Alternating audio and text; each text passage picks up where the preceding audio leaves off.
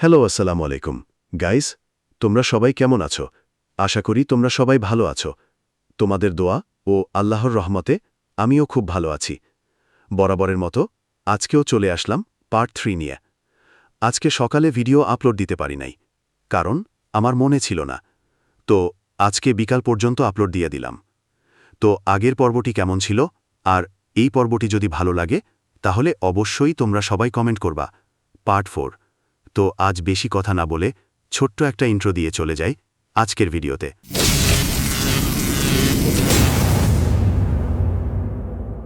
রাহুলের মনে প্রশ্নের পাহাড় গড়িয়ে উঠল। এই আত্মার কথা কি সত্যিই তার পরিবারের গোপন ইতিহাসের অংশ? পরদিন সকালে সে তার দাদা দাদির পুরনো আলমারি খুলে দেখল। সেখানে এক পুরনো ডায়েরি পেল, যেখানে রহস্যময় লেখা ছিল, যেখানে তার পরিবারের অতীতের গোপন কথা লুকানো। ডায়েরিতে লেখা ছিল একটি প্রাচীন অভিশাপের কথা, যা তাদের পূর্বপুরুষদের ওপর পড়েছিল। সেই অভিশাপ ছিল এই আত্মার কারণ।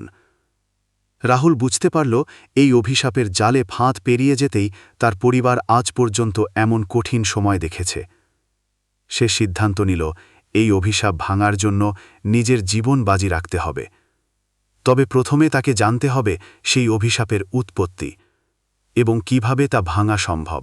রাহুলের পরিবার কিভাবে সেই প্রাচীন অভিশাপের শিকার হয়েছিল, ডায়েরিতে কি লুকিয়ে থাকা গোপন কথাগুলো কি, আর রাহুল কিভাবে সেই অভিশাপ ভাঙবে, জানতে হলে চোখ রাখুন আমাদের চ্যানেলে।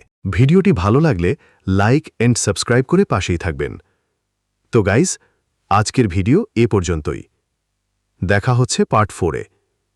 ভালো থাকবেন সবাই। আল্লাহ হাফেজ।